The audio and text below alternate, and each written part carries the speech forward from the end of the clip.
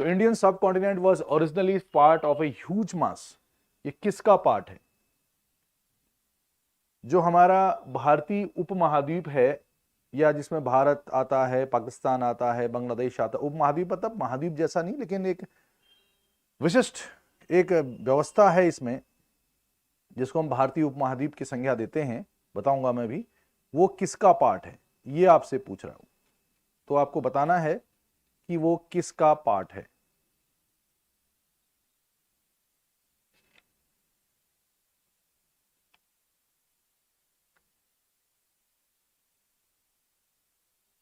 बताओ बताओ, आंसर लगाओ फटाफट।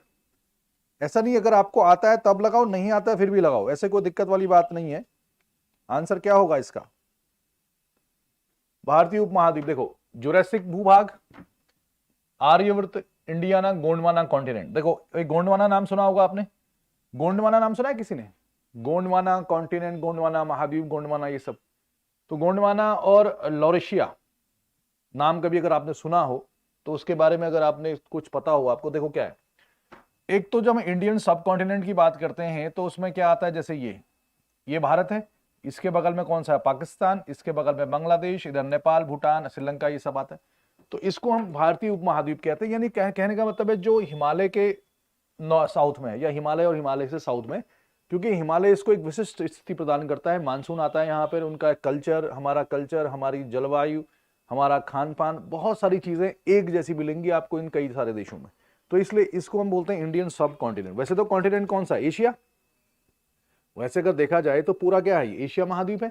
लेकिन जब हम सब कॉन्टिनेंट की बात करते हैं, यहां से सवाल बहुत पूछे गए हैं, मेंस में भी और प्री में भी। तो मेंस में भी सवाल बनता है इंडियन सब कॉन्टिनेंट, उसको मानसून में हम पढ़ते हैं कि भारत को एक विशिष्ट जलवायु कौन प्रदान करता है? हिमालय प्रदान करता है। मतलब यहाँ पे आपको थोड़ा सा टेम्परेचर आपको ज्यादा मिलेगा हिमालय से नीचे, सॉरी ज्यादा, और इधर की ओर कम।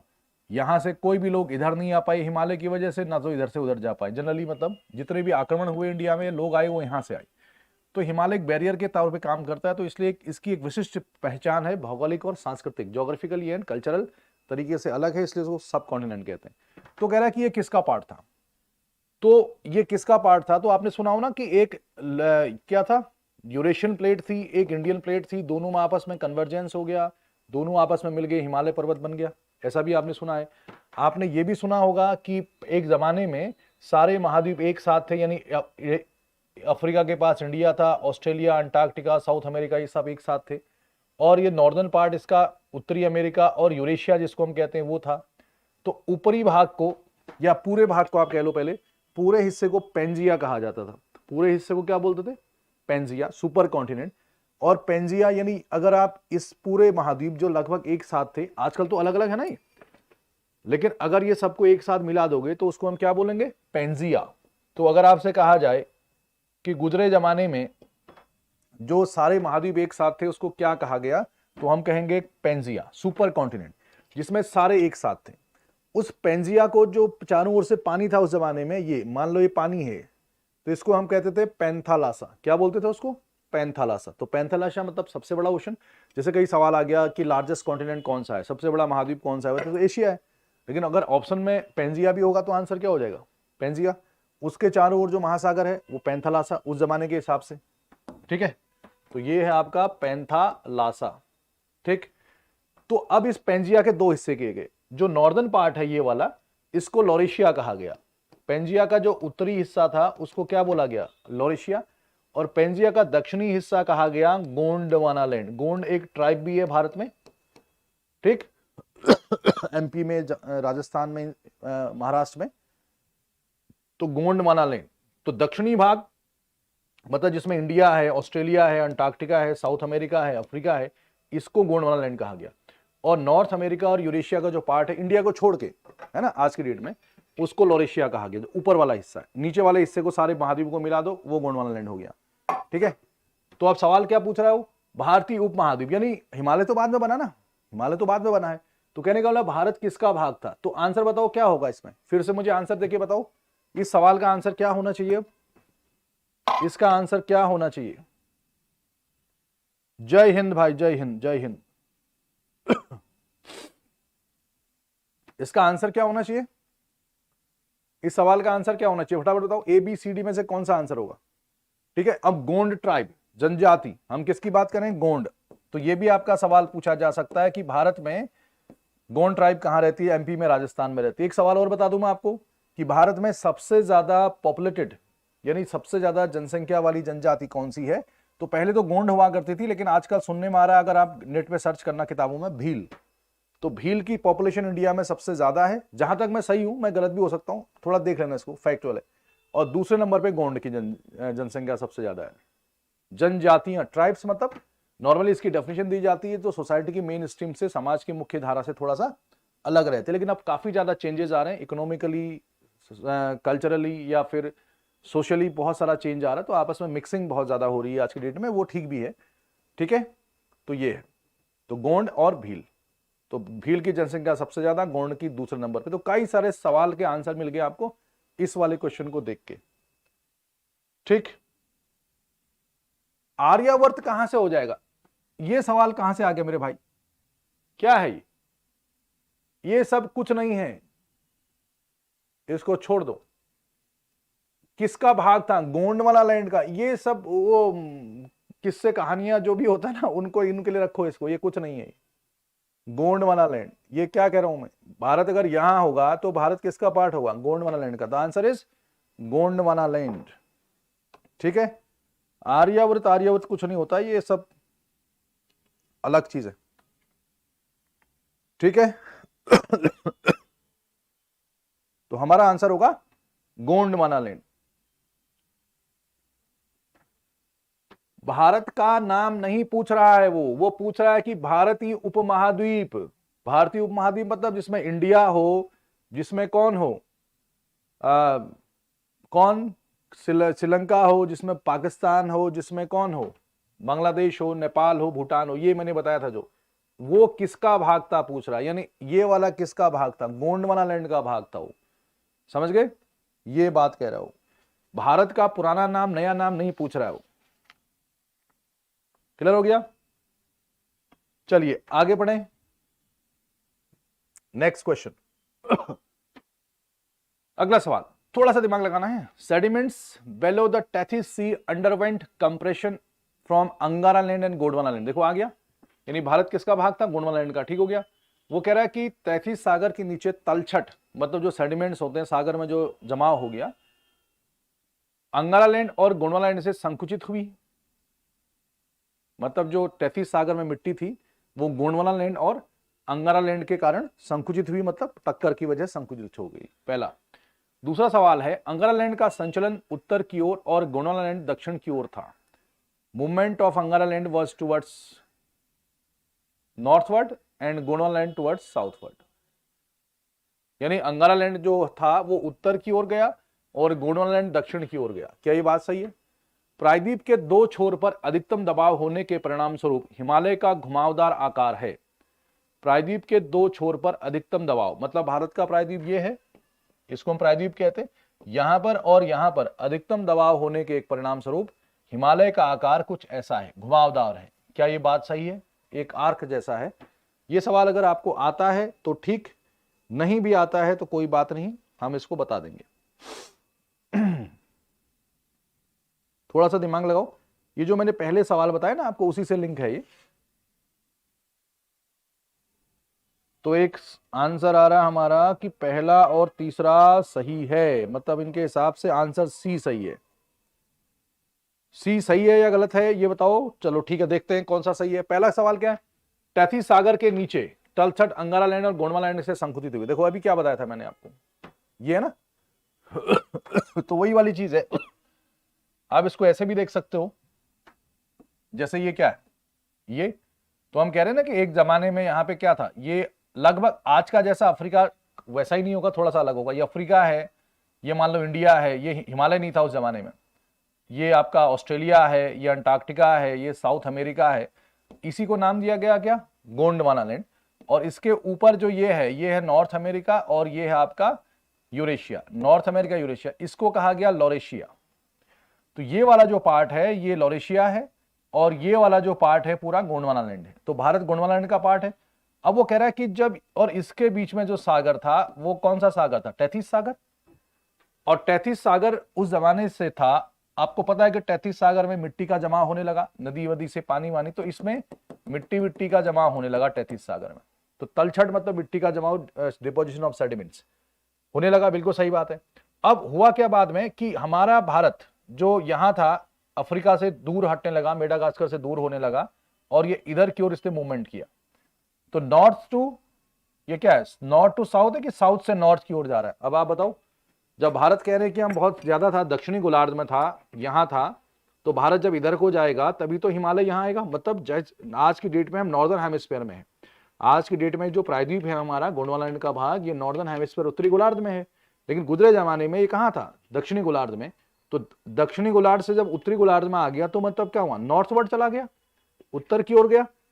तो सीधी सी बात है, गोंडवाना लैंड उत्तर की ओर गया, यानी दक्षिण से उत्तर की ओर इसका विस्थापन हुआ। और कुछ लोग कहते हैं कि जो अंगारा लैंड मतलब ये जो लॉरेशिया है, लॉरेशिया का ईस्टर्न पार्ट, जिसमें आज की डेट में चाइना है, रशिया है, साइबेरिया है, इसको अंगारा लैंड भी कहते हैं। आप नोट डाउन भी करते रहिए जिनको नहीं पता। ये अंगारा लैंड यानी eastern part of Laurasia, Laurasia जो पूरा उत्तरी अमेरिका और यूरेशिया, लॉरेशिया का पार्ट कहते हैं उसको। तो अंगारा लैंड कहां को जाएगा, ऐसे, ठीक। तो ये Angara land north to south, Gondwana south to north, तभी तो बीच में क्या होगा, टक्कर होगी, और 33 का मलबा क्या हो जाएगा, संकुचित हो जाएगा। तो इस हिसाब से बताओ क्या आंसर होगा।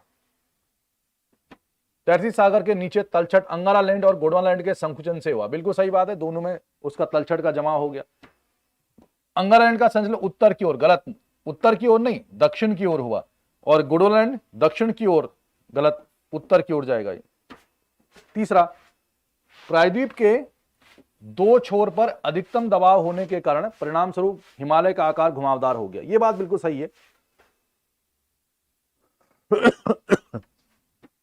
जब ये यहां से 33 सागर में मलबे को इसने क्या किया, कंप्रेस कर दिया।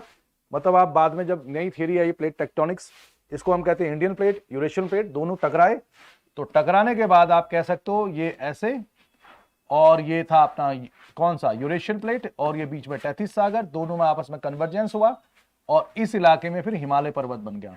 और हिमालय को अगर आप देखोगे तो हिमालय का आकार यहां से उत्तल है, उत्तल मतलब यहां से आपको ज्यादा टक्कर लगी अरावली वाले से, और ये राजमहल की पहाड़ियों से ज्यादा लगी, तो ये थोड़ा सा ऐसे हो गया यहाँ पे, है ना, एक चाप के आकार का हो गया। तो ये बात बिल्कुल सही है, ठीक हो गया। तो ये दोनों आंसर आपके सही हैं, तो आपने आंसर बहुत बढ़िया दिया, वेरी गुड, ये अच्छी बात है। आंसर इज सी, ठीक है। तो जो भी सवाल आपको नहीं आते इसमें, जो भी फैक्ट नहीं आते, उसको आप अपने हिसाब से देखते जाइए और नोट डाउन करते जाइए। आगे बढ़े, चलो आगे आप बढ़िए। आगे क्या लिखा हुआ है, गुड मॉर्निंग, गुड मॉर्निंग।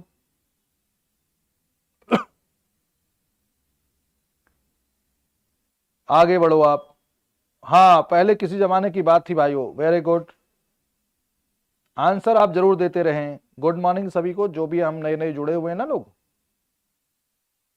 कुछ लोग लेट भी हो गए आज, 10:30 लगभग। ये कह रहा है कि हिमालय की सीमा एक दूसरे के समानांतर नहीं है। तो फर्स्ट जो सवाल है, the range of Himalaya are not parallel to each other, मतलब हिमालय की जो श्रेणियां हैं, ग्रेट हिमालय, मिडिल हिमालय, शिवालिक, वो पैरेलल नहीं है। पहला सवाल ये है। दूसरा सवाल है, the sequence of formation of Himalaya ranges are middle Himalaya, Shivalik and great Himalaya. Sequence कह रहा है, इसका क्रम क्या है, मध्य हिमालय आता है, फिर शिवालिक आता है, फिर बृहद हिमालय आता है। मतलब ये कह रहे हैं कि great Himalaya, Shivalik and middle Himalaya. बहुत ही इजी सवाल है, हलवा सवाल है, थोड़ा सा दिमाग लगाओ, इनमें से कौन सा आंसर सही होगा।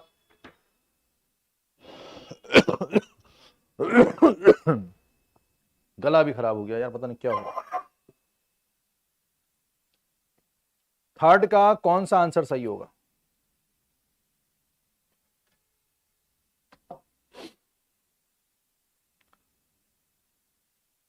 हाँ बिल्कुल सही बात है, एक दूसरे के समानांतर है भाई, पैरेलल है ना। हिमालय माउंटेन रेंज, रेंज का मतलब ये होता है लगभग पैरेलल। तो ग्रेट हिमालय, मिडिल हिमालय, तो सबसे पहले कौन सा हिमालय बनेगा, ग्रेट हिमालय। जैसे मान लो आप, ये इंडिया है, ये पेनिनसुला है, गोंडवाना लैंड का पार्ट है, यहाँ पर हिमालय पैदा हुआ, तो सबसे पहले पैदा हुआ महान हिमालय, जिसको ग्रेट हिमालय कहते हैं। उसके बाद पैदा हुआ मिडिल हिमालय कुछ समय बाद, फिर तीसरा हुआ शिवालिक। तो great Himalaya, middle Himalaya Shivalik, alphabet के ऑर्डर में है GMS। जब वो नाम ही उसका मिडिल कह रहा है तो बीच में ही तो होगा वो, तो ये तो कॉमन सेंस की बात है ना। इस सवाल को भी अगर आप गलत कर देते तो अनर्थ हो जाता। सही विकल्प का चुनाव करना है, तो सही विकल्प कौन सा होगा इसमें बताओ।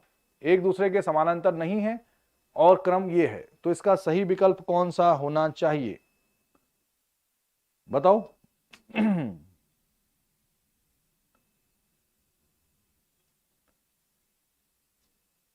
कौन सा आंसर होगा इसका?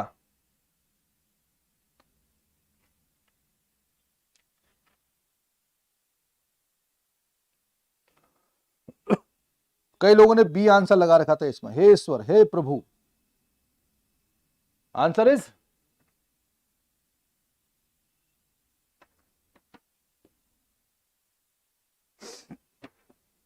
कहां कोई सही है, डी आंसर होगा। आगे बढ़ो, है ना, दोनों गलत हैं। अब ये बताओ, फिर मैंने काफी कंसेप्ट आपको समझा दिया, अब ये सवाल आप खुद भी कर सकते हो। बताओ, सवाल है कि हिमालय का निर्माण एशियाई और भारतीय प्लेट के अभिसरण के परिणाम, अभिसरण मतलब convergence of plates, convergence between Asiatic and Indian plate. दूसरा है एशियाई प्लेट का ऊपर की ओर बढ़ना हिमालय के उदय का कारण है। एशियाई प्लेट का ऊपर की ओर बढ़ना हिमालय के उदय का कारण है। Asiatic plate moving upward is the cause for the rise of Himalaya. इसमें से कौन सा आंसर सही होगा बताओ।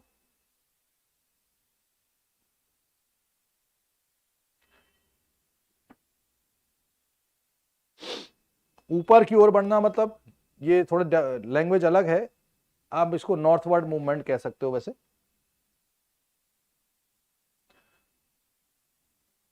कौन सा आंसर इसका सही होना चाहिए?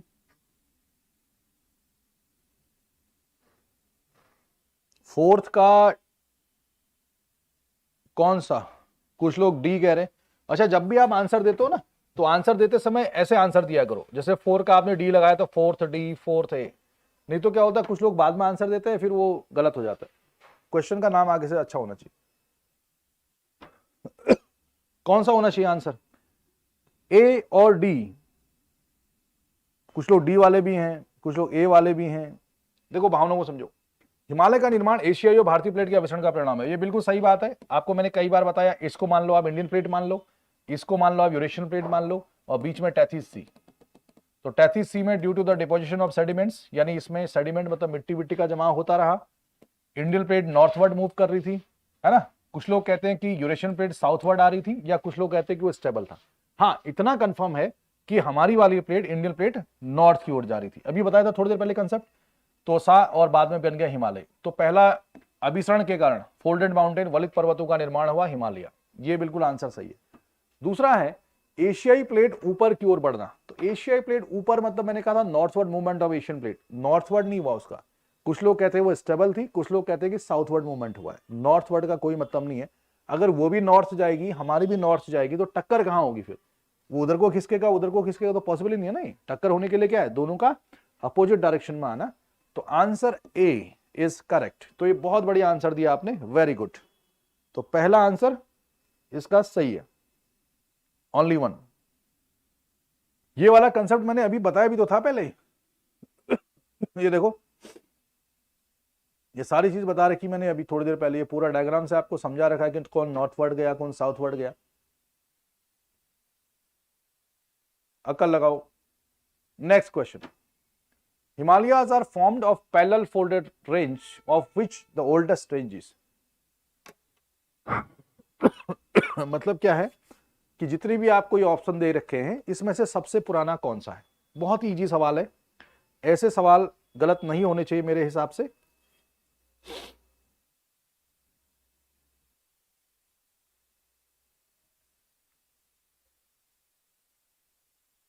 फटाफट आंसर दे दो।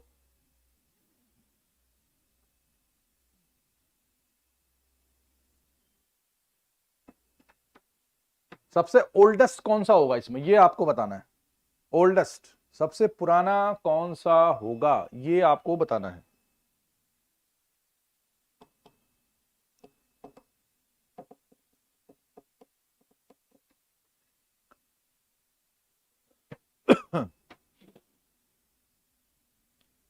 सबसे पुराना, देखो कंसेप्ट बिल्कुल सही होना चाहिए।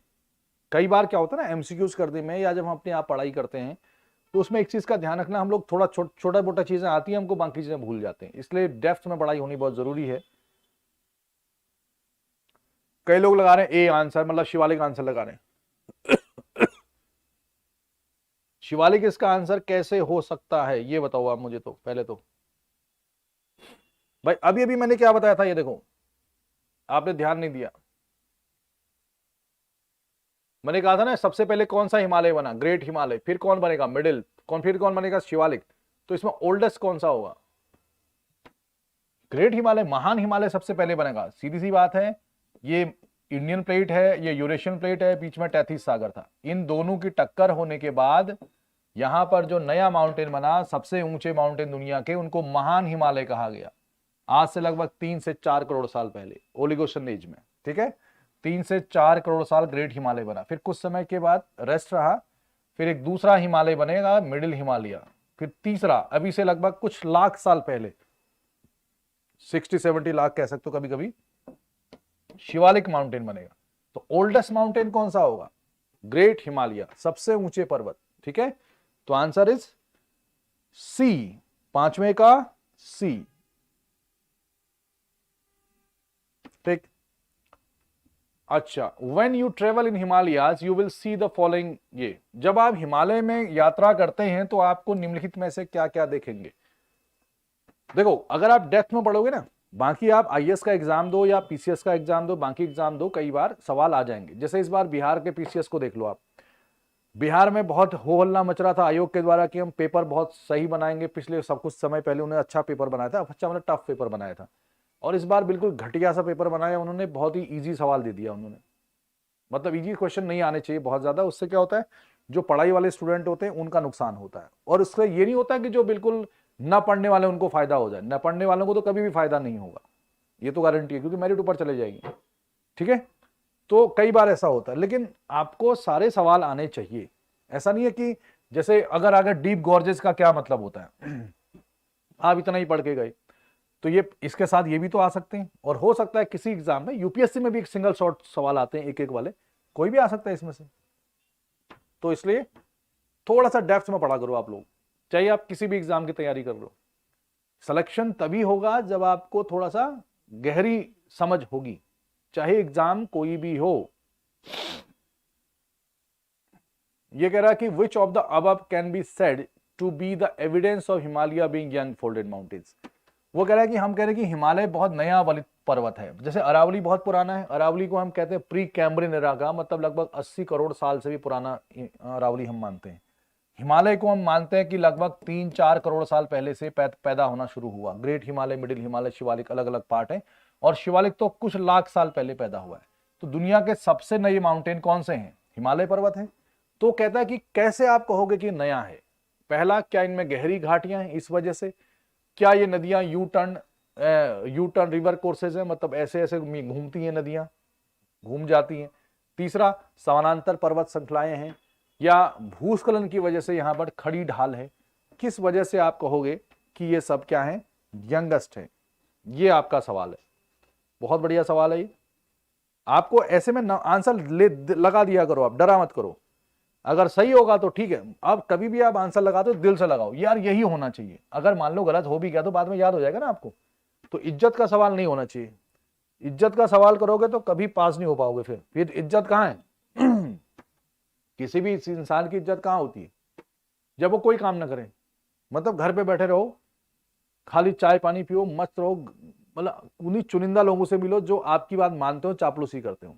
लेकिन जैसे ही आप बाहर जाओगे, मान लो आप एसडीएम बन गए, तो आपको अगर 20 लोग चाहने वाले होंगे, तो कभी कभी आपको 2000 लोग आपके खिलाफ भी होंगे, क्योंकि पोस्ट आपकी बड़ी है। तो जितना ज्यादा आपकी पोस्ट बाहर होगी, आपका दायरा बड़ा होगा, आपको न चाहने वाले भी ज्यादा होंगे। जैसे सलमान खान, शाहरुख खान, तेंदुलकर, विराट कोहली, रोहित शर्मा, किसी को भी ले लो आप, आज की डेट में आप विराट कोहली को बिल्कुल नापसंद जैसा कर रहे हो कुछ लोग। एक दौर था जब, तो ये विराट कोहली है, वो खेलने को तो उस्मान ख्वाजा भी नहीं खेल रहा है ऑस्ट्रेलिया से। कोई पूछ रहा है कि उस्मान ख्वाजा क्यों नहीं खेल रहा है? खेलने को तो बहुत सारे लोग नहीं खेल रहे हैं। और केएल राहुल नहीं खेलेगा तो क्या हो जाएगा, हट जाएगा वो टीम से। लेकिन कोहली कोहली है। तो आपने उतने बड़े स्टैंडर्ड अगर बनाए रखे हैं तो आपको आलोचना, क्रिटिसिज्म भी झेलना पड़ेगा। वही चीज आपके साथ भी है। अगर आपको इज्जत बहुत प्यारी है तो फिर आप कुछ नहीं कर पाओगे जिंदगी में, मतलब आप नॉर्मल इंसान रहोगे। हाँ, जहां आपकी आलोचनाएं होने लगी तो आलोचना उसी की होगी जिसके अंदर दम होगा, यानी जिसने कुछ प्लेटफॉर्म स्टैंडर्ड सेट किए होंगे। नहीं तो कितने खिलाड़ी आए, कितने चले गए। कोहली में ही डिस्कस क्यों होता है, तेंदुलकर पे ही क्यों डिस्कस होता है? सारा खेल भावनाओं का है, आप समझ गए। तो इसलिए आंसर आप जरूर लगाया करो।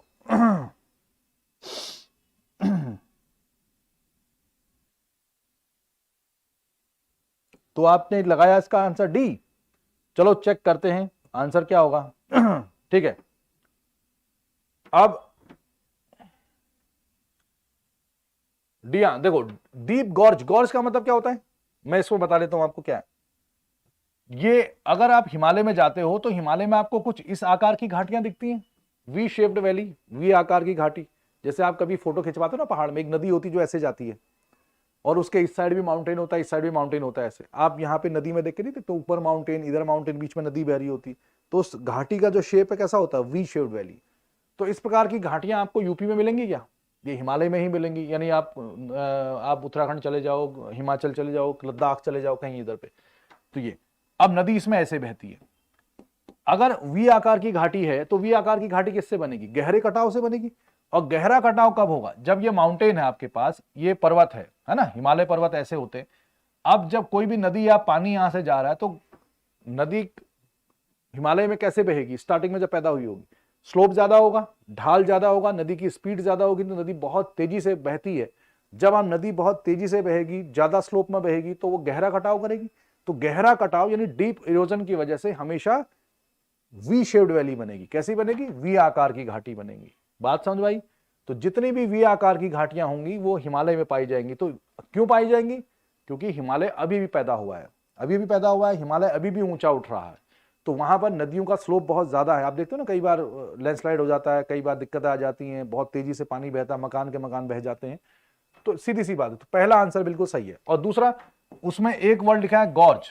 गॉर्ज क्या होता है? गॉर्ज भी वी आकार की वैली होती है। Long, narrow and deep V shaped valley is called gorge. मतलब कोई अगर घाटी है वी आकार की, गहरी है, काफी लंबी है और डीप है, सॉरी नैरो है, नैरो, डीप एंड लॉन्ग, गहरी, संकरी और लंबी वी आकार की घाटी को गॉर्ज कहते हैं। तो गॉर्ज का मतलब होता है जब नदियां गहरा कटाव करेगी। गहरा कटाव कब करेगी? जब वो स्लोप ज्यादा होगा। स्लोप ज्यादा कब होगा? जब माउंटेन की ऊंचाई होगी। तो पहला स्टेटमेंट सही है, ठीक है। अच्छा, दूसरा स्टेटमेंट क्या होगा बताओ? U turn. यू टर्न का मतलब होता है वहां पे नदियां क्या करती है ना, बहुत जरा काट कूट के अपने आप को, आपने देखा होगा नदियां कई बार ऐसे जाती हैं, फिर वो दूसरी जगह काट के फिर ऐसे आ जाती हैं, इस टाइप से करके।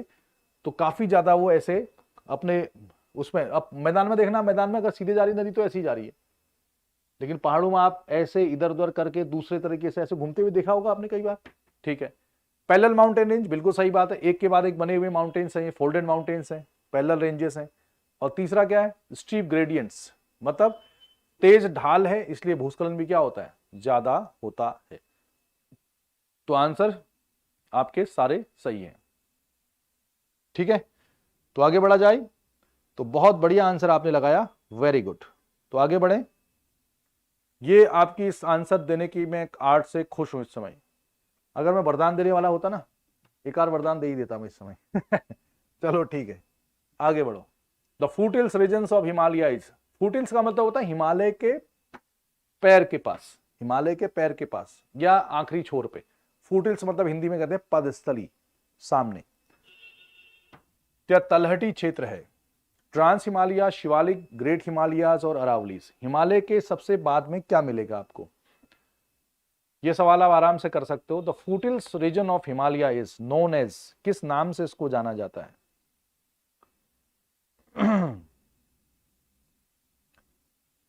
खुश रहो भाई, खुश रहो, जल्दी आया करो, थोड़ा लेट हो जाते हो तुम, मुझे ऐसा लगता है।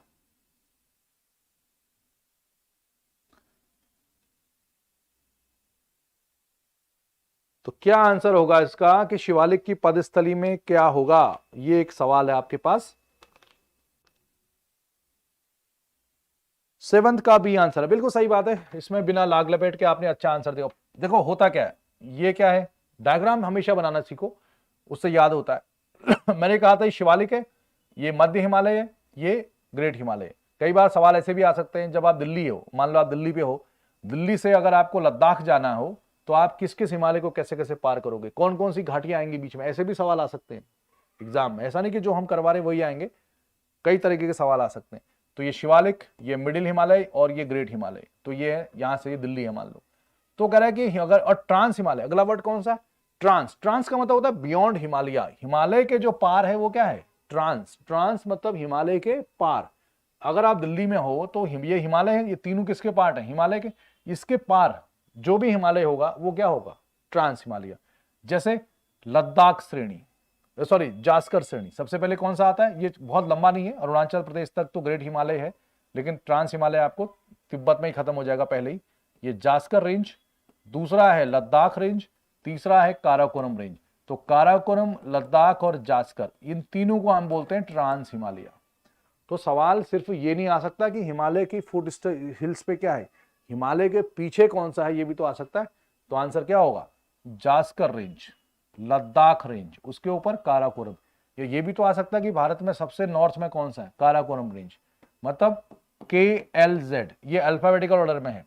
कैसे, के पहले आता है, एल बाद में आता है, जेड बाद में आता है। KLZ, Karakoram, Ladakh and Zanskar are part of trans Himalaya. Trans मतलब beyond Himalaya, and great, middle, Shivalik, ये भी अल्फाबेटिकल ऑर्डर है।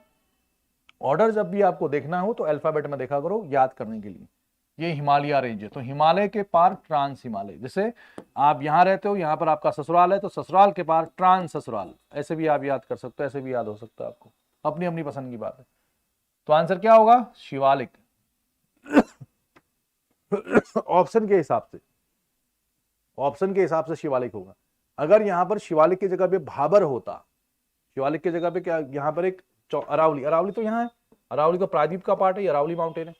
अगर यहां पे अरावली की जगह पे भाबर आंसर होता, अब देखो जैसे मान लो ऑप्शन के हिसाब से भाबर रीजन होता, तब इसका आंसर भाबर होता। अब भाबर क्या होता है अभी थोड़ी देर में आगे आ जाएगा, ठीक है। अब भाबर कैसे होता बताऊंगा, क्योंकि शिवालिक के बाद भाबर का रीजन शुरू होता है। तो आंसर आपने बहुत बढ़िया दिया, वेरी गुड, आगे बढ़ो। इनमें से सबसे नया कौन सा है, इनमें से सबसे नया कौन सा है, बताओ। ये भी इजी सवाल है। यंगेस्ट कौन सा है इसमें,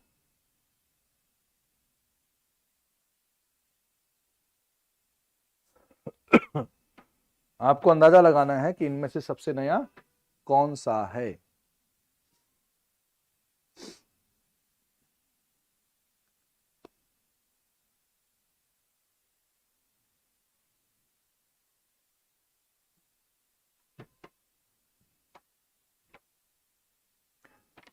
आप कह रहे हो कि 8th का ए सवाल सही होगा।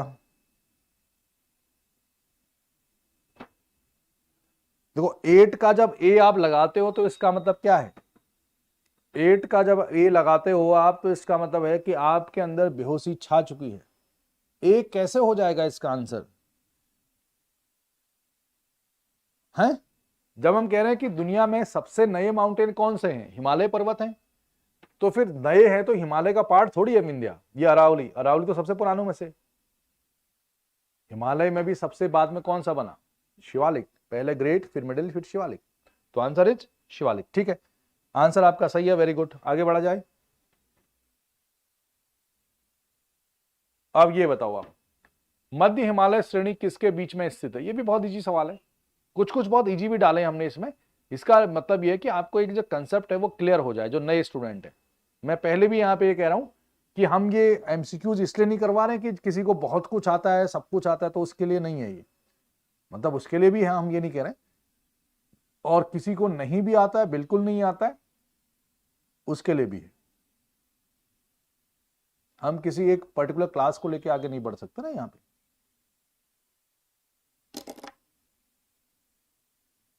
नाइन्थ का ए आंसर लगा रहे हो आप लोग हैं, सही बात है क्या ये, हाँ बिल्कुल सही बात है। ये तो बहुत इजी हलवा सवाल है, ये आपने कर दिया। Great Himalaya, middle Himalaya and Shivalik, GMS alphabetical order है। तो मैंने हमेशा आपसे कहा है, जब भी आपको सीक्वेंस याद करना हो, चाहे हिस्ट्री हो, चाहे ज्योग्राफी हो, चाहे किसी भी सेक्शन में सीक्वेंस अगर देखना है तो अल्फाबेट में देखो। हाँ, अब ये सवाल आपका है, देखो ये सवाल में थोड़ा सा दिमाग लगाना पड़ेगा आपको। नाग टिब्बा मध्य हिमालय की सबसे लंबी श्रृंखला है। नाग टिब्बा रेंज है एक, वो मध्य हिमालय की सबसे लंबी रेंज है, मतलब मध्य हिमालय का भी एक डिवीजन है, एक उपभाग है नाग टिब्बा, वो सबसे लंबा है कह रहा है। दूसरा है पीर पंजाल श्रेणी कश्मीर की घाटी द्वारा जास्कर श्रेणी से अलग होती है। पीर पंजाल जो रेंज है कश्मीर की घाटी द्वारा जास्कर रेंज से अलग होती है। क्या ये बात सही है? ये सवाल आपको आता है तो ठीक, नहीं आता तो भी ठीक, खाली जो मन में आ रहा है वो आंसर दे दो आप। जिसको आता है तो ठीक है, नहीं भी आता तो काम चल जाएगा, क्योंकि आपने शायद नहीं भी पढ़ा होगा। ये पढ़ा है तो ठीक है, नहीं पढ़ा तो ठीक है, इसमें दिमाग लगाने वाली कोई बात नहीं है। और पहले पढ़ा है तो अब तो आप दिमाग लगा सकते हो, नहीं पढ़ा है तो आप ये सवाल जब तक नहीं पढ़ा हो नहीं आएगा आपको। ये आपका है ग्रेट हिमालय, ठीक है, ये ग्रेट हिमालय है। इधर पे इसको कहते हैं जास्कर रेंज, इधर वाले को कहते हैं हम लद्दाख रेंज, और इधर वाले को हम कहते हैं काराकोरम रेंज। तो ये तो ट्रांस हिमालय का पार्ट होगा केएलजेड, ग्रेट हिमालय। और सबसे नीचे वाला पार्ट होता है शिवालिक। ये कौन सा पार्ट है? शिवालिक, ठीक है। अब मिडिल हिमालय इसके बीच में आएगा। अब मिडिल हिमालय की खासियत ये है कि मिडिल हिमालय को अलग अलग पार्ट्स में अलग अलग नाम से जाना जाता है। यहां पर मिडिल हिमालय का नाम जम्मू कश्मीर और हिमाचल में ये पीर पंजाल रेंज है। कौन सा रेंज? पीर पंजाल। यानी ये ग्रेट हिमालय, ये मिडिल हिमालय, इसके बीच में पीर पंजाल की श्रेणी। यहां पर है धौलाधर श्रेणी, धौलाधर ऐसे आती हिमाचल प्रदेश में। यहां पर फिर इसके बाद आप चले जाओगे तो ये नाग टिब्बा श्रेणी, मसूरी श्रेणी और महाभारत श्रेणी, ये सब महान मध्य हिमालय के पार्ट हैं। क्या क्या बताया मैंने? नेपाल में अगर आप जाओगे तो इसको महाभारत श्रेणी के नाम से जाना जाएगा। आप नोट डाउन करना चाहो तो कर सकते हो। Mahabharata range in Madhya Himalaya, Mussoorie range जिसको हम कहते हैं वो उत्तराखंड में है, Mussoorie hill station. Nag Tibba range जो है वो थोड़ा सा ये है, नाग टिब्बा का मतलब यहां पे क्या है वो थोड़ा सा हिमाचल, थोड़ा सा उत्तराखंड, नाग टिब्बा। और ये धौलाधर श्रेणी है अपना शिमला विमला वाला इलाका, और ये पीर पंजाल हिमालय है। तो पीर, ये जो ब्लैक कलर से मैंने बनाया हुआ है ये मिडिल हिमालय है। तो पहला स्टेटमेंट तो मुझे आपको लग रहा होगा कि गलत ही है। ये नाग टिब्बा मध्य हिमालय की सबसे लंबी श्रेणी है, नहीं ऐसा कुछ नहीं है। नाग टिब्बा मध्य हिमालय की सबसे लंबी नहीं है, ठीक है ना। तो नाग टिब्बा नहीं है, छोटी मोटी है। सवाल वैसे आपका आएगा नहीं कौन लंबी है करके, लेकिन वैसे भी आप देखोगे तो नहीं है, ठीक। दूसरा, पीर पंजाल श्रेणी कश्मीर घाटी। अब यहां पर क्या ना, ये कश्मीर वैली है। कश्मीर वैली मतलब श्रीनगर जिसको हम कहते हैं। तो अगर आप देखोगे तो श्रीनगर जो है ये है, यहां पर जो कश्मीर घाटी घाटी बोलते हैं ना, हम कश्मीर जा रहे हैं, श्रीनगर जा रहे हैं, और जहां पर अगर आप श्रीनगर में जाते तो आपको लेक्स मिलती, वहां पे थोड़ा मैदान जैसा मिलता है, चारों ओर माउंटेन्स मिलते हैं, उसको वैली कहते हैं। तो कश्मीर वैली, तो कश्मीर वैली यहां पर है। तो कश्मीर वैली किसके बीच में है? ये है ग्रेट हिमालय और ये है मिडिल हिमालय। और मिडिल हिमालय का कौन सा पार्ट? पीर पंजाल। तो ग्रेट हिमालय और पीर पंजाल के बीच में आपको मिलेगा Kashmir valley, according to the question. तो बताओ इसका आंसर क्या होना चाहिए? अब बताओ फिर इसका आंसर क्या होगा? दोबारा से आंसर दो।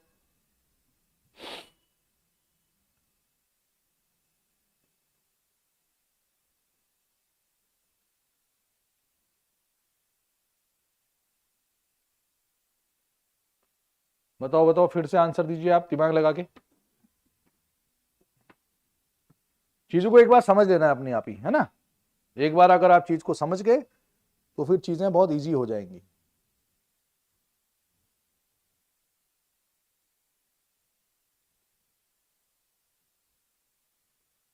ठीक है। तो हम नॉर्मली कहते हैं कि जो अपना कश्मीर घाटी है वो ग्रेट हिमालय और मिडिल हिमालय के बीच में है। मतलब मध्य महान हिमालय और पीर पंजाल रेंज, या मिडिल हिमालय पीर पंजाल का ही नाम है ना, पीर पंजाल, पीर बाबा। ये पीर पंजाल, धौलाधर, नाग टिब्बा, मसूरी, महाभारता रेंज, ये सब के सब किसके पार्ट हैं? मध्य हिमालय के पार्ट है, ठीक है। और इसके ऊपर वाला जो हिस्सा है ये महान हिमालय का पार्ट है, ये महान हिमालय है ये वाला, और ये शिवालिक है। और इसके बीच में जो मैंने गोला किया है ये कश्मीर घाटी है। तो कश्मीर घाटी किस किस के बीच में हुई है अब इस हिसाब से?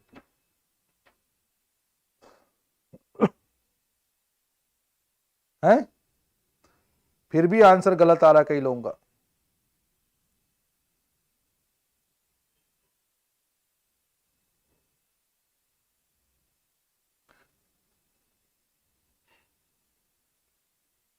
मेरे डायग्राम के हिसाब से कश्मीर घाटी किसके बीच में होनी चाहिए?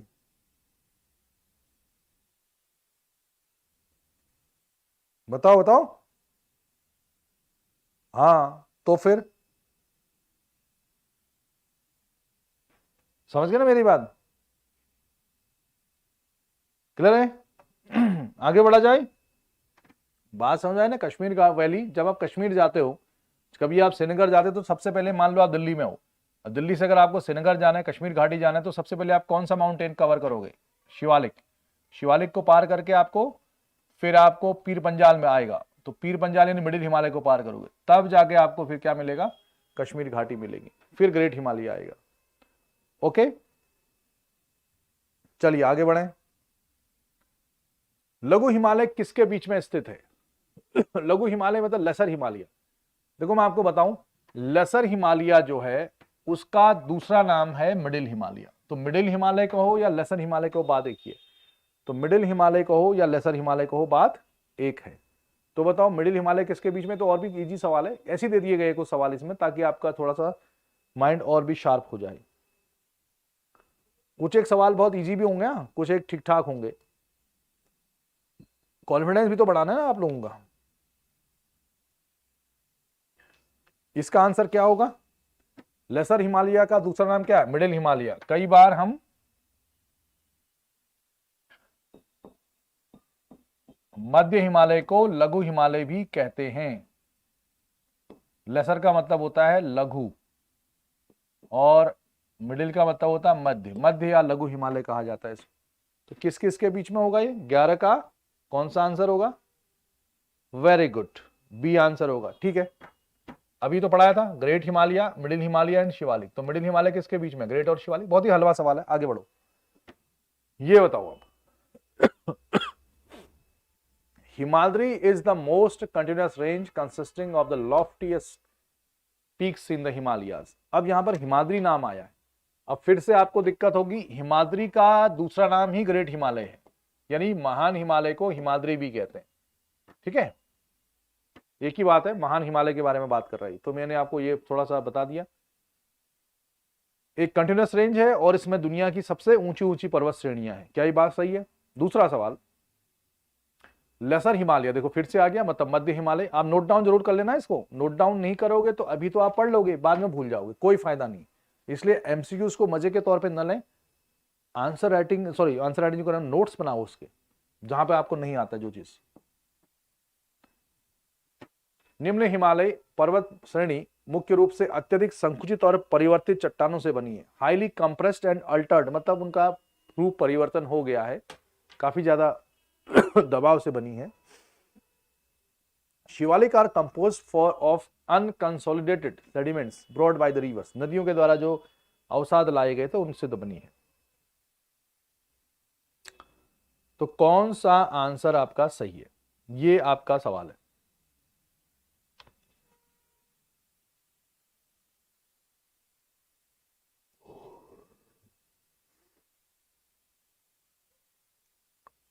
दिमाग लगाओ जरा। 12वें का कौन सा सवाल आपको लग रहा है ए लग रहा है? एक भाई को तो हमारे ये भी सही हो सकता है, वन भी ए भी आंसर ठीक हो सकता है, इसमें कोई दिक्कत नहीं है। एलिमिनेट करना सीखो, या कोई एलिमिनेट नहीं हो रहा हो तब भी ठीक है। चलो ठीक है, मैं बता देता हूं इसको। पहला तो सही है, ये तो सभी को समझ रहे हो। Great Himalaya, mount Everest, Kanchenjunga, है ना, नंदा देवी, नंगा पर्वत, जितने भी आप ऊंचे ऊंचे माउंटेन्स के पीक्स के नाम लिए मैंने, ये सब के सब किस में है? महान हिमालय में है। तो दुनिया की सबसे ऊंची पर्वत श्रेणी कौन सी है? महान हिमालय, हिमालय का भाग जो सबसे पहले पैदा हुआ। तो first answer is right. Himadri का मतलब जो हमेशा ही बर्फ से ढका रहता है, तो बर्फ से क्यों ढका रहेगा? क्योंकि ऊंचा होगा। तो पहला आंसर सही है। दूसरा, ये आंसर भी ठीक है ना, lesser Himalaya are mainly composed of, यानी काफी ज्यादा वहां पे कंप्रेशन हुआ था, उसकी वजह से बन गया है। तीसरा, शिवालिक द्वारा, नदियों द्वारा, ये भी बिल्कुल सही है। इसमें नदी के अवशेष ज्यादा मिलते हैं। मतलब क्या कहना चाह रहा है देखो, ये ऐसा कहना चाह रहा है ये ग्रेट हिमालय बना, ये क्या बना, मिडिल हिमालय। तो ग्रेट हिमालय और मिडिल हिमालय के बाद ये नदियां हैं, ये रिवर्स आई, तो नदियों ने क्या किया, इस हिस्से में मिट्टी का जमाव कर दिया, ठीक है, नदी वाला, नदी निक्षेप कह सकते हो, रिवर डिपॉजिट्स। बाद में प्लेट में और टक्कर हुई, तो ये नदियों के द्वारा जो अवसादों का जमाव किया गया था यही अवसाद टक्कर की वजह से फिर से ऊंचे उठ गए। मतलब अगर यहां पर क्या है कि बहुत सारा मिट्टी विट्टी रखी हो, अगर आप यहां से जेसीबी लगा दो या यहां से भी इसको टक्कर मार दो ऐसे, तो ये जो अवसाद ऐसे फैले हुए थे ऊपर नहीं उठ जाएंगे, ऊपर उठेंगे तो इसी को बोलते हैं माउंटेन्स। फोल्डेड मतलब मोड़दार पर्वत मोड़ पड़ जाएंगे उसमें। तो ये बात सही है कि नदियों के द्वारा जो अवसाद लाए गए थे इस मिडिल हिमालय के नीचे, उन्हीं अवसादों के फिर से वलित होने की वजह से शिवालिक का निर्माण हुआ। मतलब शिवालिक में अगर आप रिसर्च करोगे शिवालिक की चट्टानों में, तो आपको नदियों द्वारा लाए गए अवशेष मिलेंगे। तो आंसर आपका डी होगा। आपने ए आंसर भी दिया तब भी ठीक है, क्योंकि आपको कम से कम ये तो पता था ना कि एक और दो ऑप्शन सही हैं। आप कितने ज्यादा ऑप्शंस को सही कर सकते हो, ये स्टेटमेंट को सही कर सकते हो, वो भी एक अच्छा है। जरूरी नहीं कि हर समय एक ही जैसा हो। अब बताओ फिर आगे।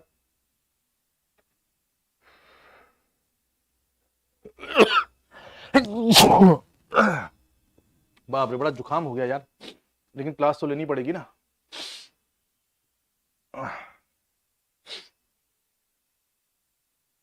अगला सवाल है, वृहत हिमालय, लघु हिमालय, शिवालिक, इनकी औसत ऊंचाई कौन कौन सही ढंग से मेल खाता। तो एवरेज, किसी किसी किताब में आपने इसको 3 से 4 भी पढ़ा होगा कहीं पर ऐसा। तो ये क्या एवरेज हाइट कितनी है इनकी, क्या लग रहा है आपको। 13वां सवाल, एवरेज ऐसा लग रहा है, बताओ जरा, दिमाग लगाओ। 13 में कौन कौन से करेक्टली मैच कर रहे हैं।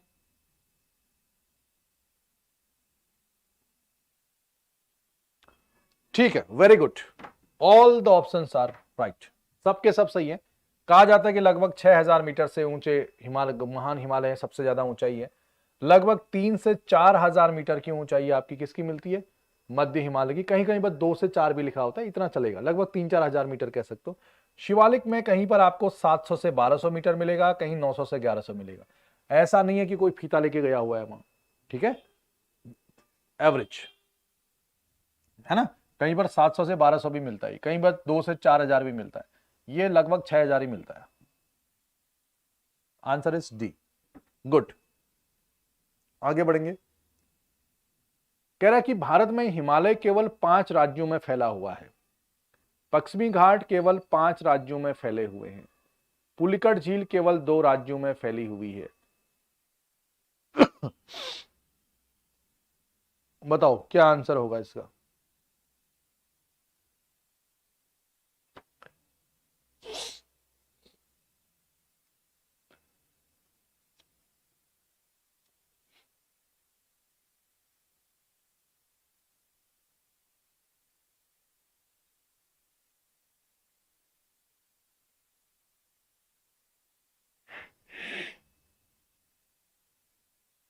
फिफ्टीन का आंसर है।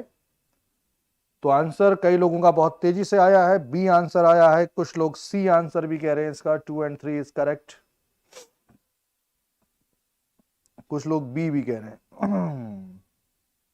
कौन सा आंसर सही होना चाहिए।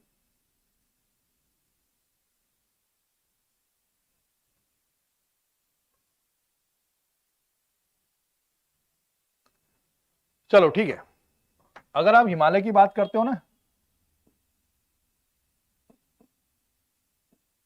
ऐसे, ये लद्दाख, ये कश्मीर, ये हिमाचल, उत्तराखंड, ऐसे करके, तो अगर आप यहां से देखोगे हिमालय को, आपको जैसे कश्मीर में मिलेगा हिमालय, लद्दाख में मिलेगा, हिमाचल प्रदेश में मिलेगा, उत्तराखंड में मिलेगा, सिक्किम में मिलेगा, अरुणाचल प्रदेश में मिलेगा, मिलता ना ऐसे, कश्मीर, लद्दाख, हिमाचल, उत्तराखंड, सिक्किम, अरुणाचल, ये तो मिलता ही है इधर की ओर इंडिया में।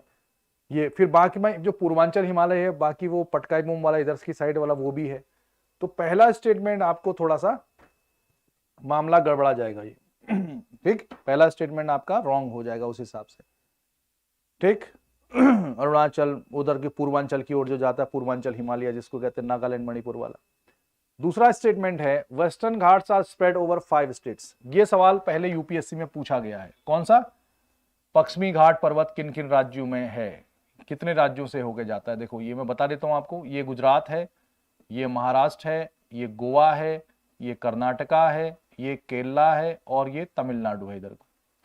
तो अगर आपसे पूछा जाए कि वेस्टर्न घाट कितने राज्यों से होके जाता है, तो हल्का सा ये गुजरात में भी है, ये गुजरात में भी थोड़ा सा वेस्टर्न घाट मिलेगा आपको, हल्का सा।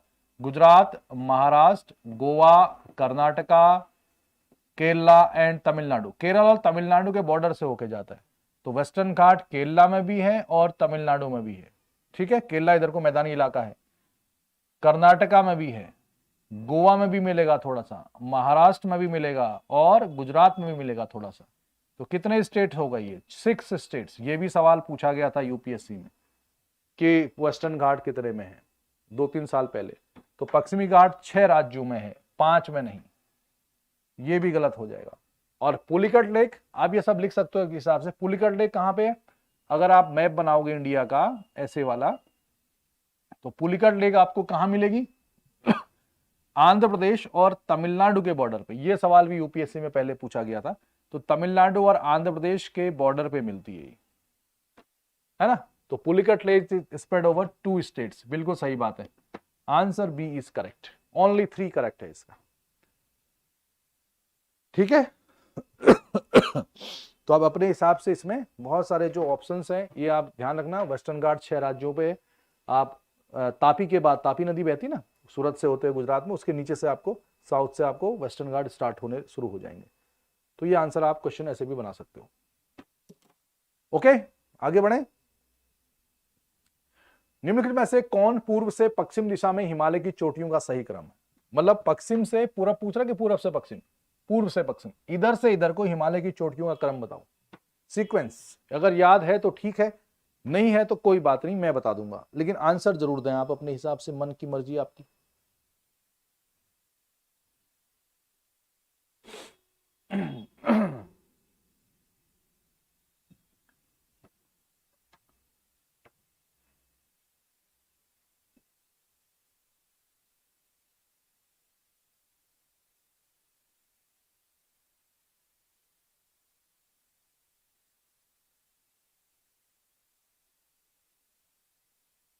बताओ बताओ बताओ। Dhaulagiri, Kanchenjunga, Makalu, mount Everest. ना बहुत टफ आंसर है ये, मतलब जिनने पढ़ा है उनके लिए टफ नहीं है, लेकिन याद रहे सीक्वेंस वो थोड़ा सा टफ है।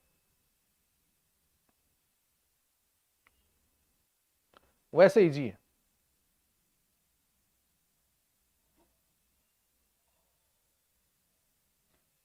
चलो मैं बता देता हूं आपको क्या मतलब है इसका।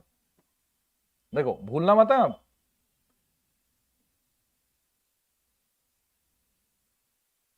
ये किसका डायग्राम है बता, ये पता है आपको किसका है? मैं पूरा नहीं बना रहा हूं इसको। ये सिक्किम है। ये कौन सा है? बीच वाला जो निकला होता है सिक्किम होता है, और ये होता है भूटान। ये क्या है? ये भूटान है। और ये होता है आपका अरुणाचल प्रदेश, है ना। ऐसे ऐसे डायग्राम बनाते हैं ना नॉर्थ ईस्ट का, ये अरुणाचल प्रदेश है। और ये बीच वाला होता है नेपाल। अब क्योंकि अब ये क्यों बनाना पड़ रहा है? क्योंकि ज्यादातर ये नेपाल में ही है ये सब। अब देखो हमारे पास सवाल है नमचा बरवा। नमचा बरवा कहां है? देखो हिमालय का जो पूर्वी विस्तार है वो नमचा बरवा तक है। नमचा बरवा यहाँ पे तिब्बत में मिलेगा। कुछ लोग इसको अरुणाचल प्रदेश भी कहते हैं, लेकिन एटलस में देखोगे तो नमचा बरवा वहां होगा। तो Namcha Barwa eastern peak of Himalaya. सवाल ये भी तो आ सकता ना कि सबसे हिमालय की सबसे पूर्वी चोटी कौन सी है? नमचा बरवा। तो हिमालय का विस्तार जो है नमचा बरवा पूर्व में है, तो नमचा बरवा सबसे इधर है। तो आंसर क्या आएगा? सबसे पहले नमचा बरवा यहां भी है, नमचा बरवा यहां भी है। ये तो आंसर बी होगा या तो डी होगा। ठीक है। और एक चीज और बता दूं मैं आपको, हिमालय का पूर्वी विस्तार तो नमचा बरवा है, हिमालय का पश्चिमी विस्तार है नंगा पर्वत। कौन सा पर्वत? नंगा पर्वत। हालांकि नंगा पर्वत नहीं है इसमें, लेकिन कभी आ सकता है। ये लद्दाख में मिलेगा आपको। तो नंगा पर्वत पश्चिम में, नमचा बरवा पूर्व में। एक्सटेंशन ऑफ हिमालय फ्रॉम नंगा टू नमचा, ऐसे बोलते हैं ना। नंगा पर्वत से लेके नमचा पर्वत तक है। ठीक है, ये लद्दाख में है। तो नंगा से लेके नमचा बरवा, लद्दाख में। वैसे मतलब पीओके में है, वैसे पाकिस्तान के कब्जे में, लेकिन वो हम नहीं पूछते उसको, हम कहते हैं भारत में ही है। अच्छा, उसके बाद है कंचनजंगा। देखो कंचनजंगा ये है, कंचनजंगा भारत और नेपाल के बॉर्डर पे है। किसके बॉर्डर पे? इंडिया और नेपाल का जो बॉर्डर है वहां पर आपको कंचनजंगा मिलेगी। नेपाल वाले कहते हैं हमारे यहाँ है, हम कहते हैं हमारे यहाँ, कोई बात नहीं, दोनों में है, बॉर्डर पे है, माउंटेन, उससे क्या दिक्कत है। तो ये है कंचनजंगा। ठीक, अब कंचनजंगा के बाद आपको इधर की ओर अगर देखना हो तो यहां पर ये कंचनजंगा तो सबको पता ही है।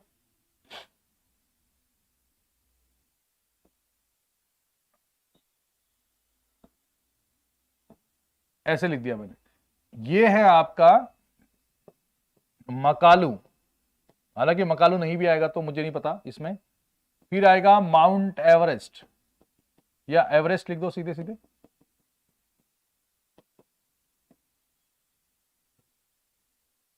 गौरी शंकर, मैं और भी लिख दे रहा हूं यहां पे, धौलागिरी। यानी कि कंचनजंगा, कंचनजंगा के बाद मकालू, मकालू के बाद माउंट एवरेस्ट, कई बार आ सकता है, और माउंट एवरेस्ट के बाद गौरी शंकर, उसके बाद धौलागिरी। फिर इधर को नंदा देवी आते रहता है। फिर नंदा देवी कहाँ आएगा? उत्तराखंड में। नंदा देवी आया ना, तो ये होगा नंदा देवी, उत्तराखंड में है। नंदा देवी तो उत्तराखंड में है, और नंगा पर्वत। तो बाकी आपको क्या क्या चाहिए इसमें? आपको कंचनजंगा चाहिए, ठीक हो गया दूसरे नंबर पे। तीसरे पे क्या हो जाएगा? माउंट एवरेस्ट और नंदा देवी। नंदा देवी सबसे, तो आंसर क्या हो जाएगा इसका? डी। ठीक है, ये सवाल टफ नहीं था, इजी था ये, क्योंकि नंदा देवी कहाँ है? उत्तराखंड में, ये तो पता ही है ना आपको, और माउंट एवरेस्ट कहाँ है? नेपाल में। तो ये सवाल उतना टफ नहीं था, आपको एलिमिनेट करना आना चाहिए था इसमें। ठीक है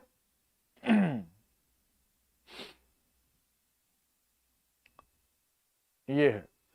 बाकी धौलागिरी भी दिया है कहीं पर, कहीं पर मकालू भी दिया है, अलग अलग टाइप से दिया है। तो ये अब याद कैसे होगा? ये वाले जो याद नहीं होते आपको, आप ऐसे याद कर सकते हो उसको।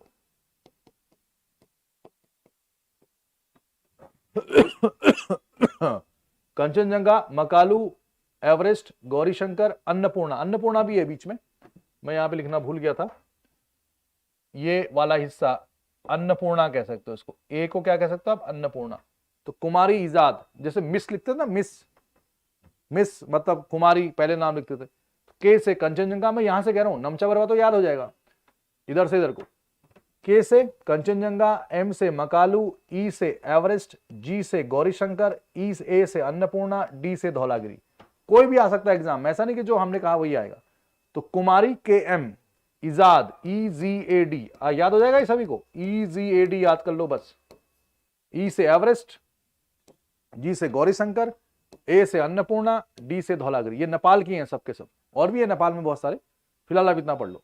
और KM से कंचनजंगा और मकालू, और के दोनों के बॉर्डर में है तो इधर तो होगा ही ना वो बॉर्डर में, बाकी भी नेपाल में आते जाएंगे। मकालू, एवरेस्ट। क्या मेरी बात समझ में आई? क्या इतनी बात क्लियर हुई? आप इसको अपने हिसाब से लिख भी सकते हो। और ए का मतलब मैंने बताया था अन्नपूर्णा। नाम सब इंडियन ही मिलेंगे उसमें, हमारा नेपाल का कल्चर बहुत ही ज्यादा मिलता जुलता है, इस बात को तो आप जानते ही हो ना।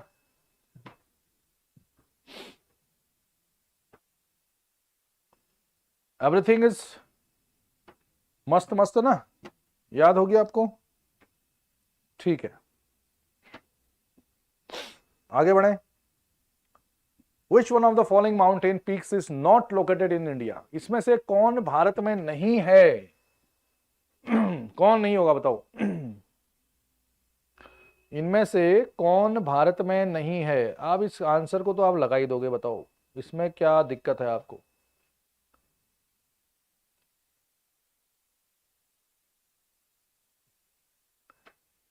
कामेट उत्तराखंड, नंदा देवी उत्तराखंड, त्रिशूल उत्तराखंड,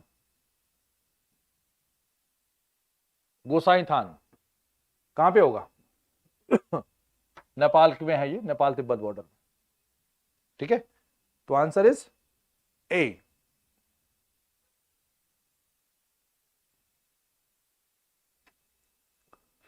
आंसर हो जाएगा आपका ए। आगे बढ़े। निम्नलिखित में से कौन पार हिमालय की सीमा नहीं है?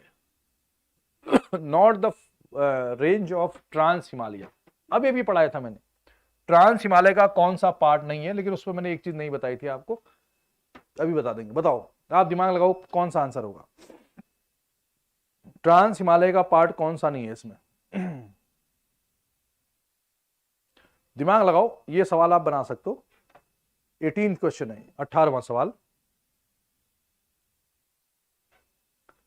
देखो सिंपल है,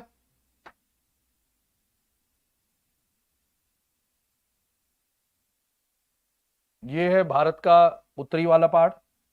मैंने अभी अभी आपको बताया था क्या, सबसे ऊपर यहां पर ये काराकोरम रेंज होता है, ये होता है आपका लद्दाख रेंज, और सबसे नीचे होता है जास्कर। ठीक है, काराकोरम, लद्दाख और जास्कर, ये 3 रेंज है।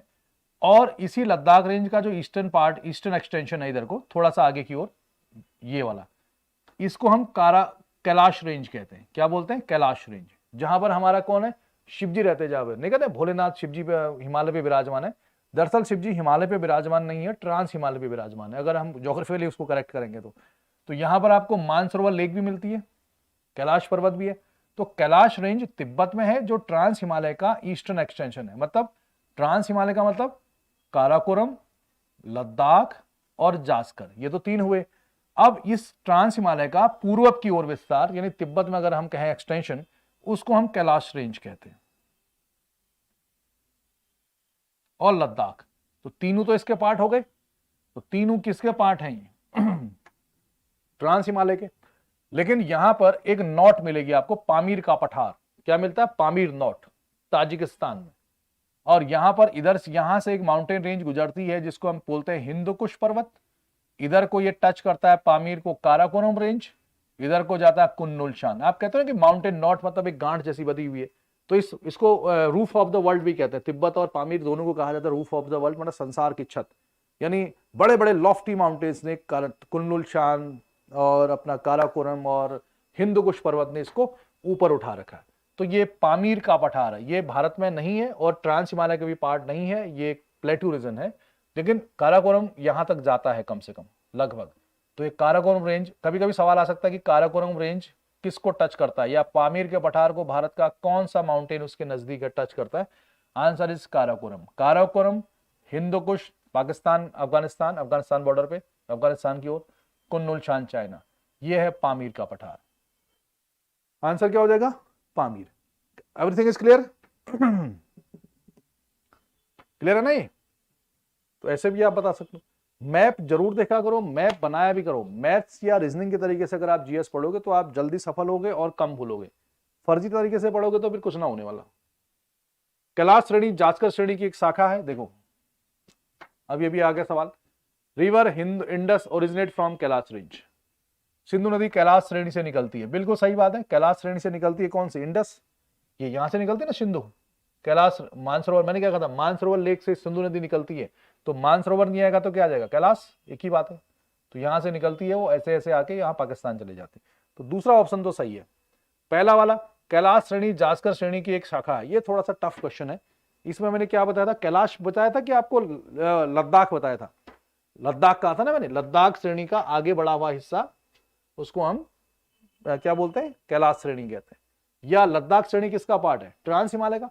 या ट्रांस हिमालय का पूर्वी भाग, ट्रांस हिमालय का ईस्टर्न एक्सटेंशन, पूर्वी विस्तार कैलाश रेंज है। अब ट्रांस हिमालय में भी किसका खास? लद्दाख रेंज का, न कि जास्कर का। ये मैंने डायग्राम में देखो, मैंने क्या बनाया था? लद्दाख बनाया था ना। मैंने कहा था लद्दाख का आगे बढ़ा हुआ हिस्सा ही क्या है? कैलाश रेंज है। तो यहां पर वो कैलाश श्रेणी जास्कर, जास्कर नहीं होना चाहिए, क्या होना चाहिए? लद्दाख। तो ये सवाल भी आपका बन गया। ठीक है, ये है। भारत में पार हिमालय श्रेणी की सबसे ऊंची सीमा कृष्णागिरी है। पार हिमालय कृष्णागिरी श्रेणी, इसको काराकोरम श्रेणी भी कहते हैं। कृष्णागिरी का दूसरा नाम क्या है? काराकोरम। तो एक सवाल मैंने आपको बता दिया, क्या काराकोरम जो है पार हिमालय, ट्रांस हिमालय की सबसे उत्तरी श्रेणी है? ट्रांस हिमालय में काराकोरम श्रेणी को कृष्णागिरी भी कहा जाता है। एक फैक्ट और मिल गया आपको। क्या वो ट्रांस हिमालय की सबसे उत्तरी श्रेणी है? यस और नो। K2 भारतीय संघ की सबसे ऊंची चोटी, K2 is highest peak of India. ये सवाल तो आपको आ जाना चाहिए, जल्दी बताओ कौन कौन से आंसर सही है इसमें। 20 का सवाल।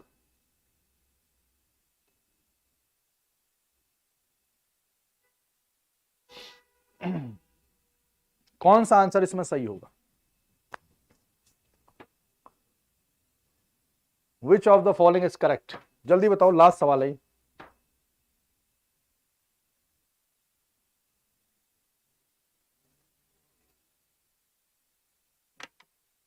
है ना, वेरी गुड, आप लोगों ने बिल्कुल सही आंसर दिया। Krishnagiri is also known as Karakoram range और K2 is highest peak of India. बिल्कुल सही बात है, K2 भारत की सबसे ऊंची चोटी है, 8,611 मीटर। कौन से रेंज में? ट्रांस हिमालय में। किसमें है? ट्रांस हिमालय। ट्रांस हिमालय मतलब यहां पर आपको K2 मिलेगा। K2 highest peak of India in trans Himalaya. और काराकोरम रेंज या Krishnagiri northern most range of trans Himalaya, trans Himalaya की सबसे उत्तरी श्रेणी है, ये भी सही है। तो आज के लिए फिलहाल इतना ही। कल हम फिर से हाजिर होंगे ठीक 10:30 बजे, ठीक है? थोड़ा नोट्स बना लेना आप लोग, थोड़ा सा एटलस में देख लेना। तब तक के लिए एंजॉय। Okay, bye bye.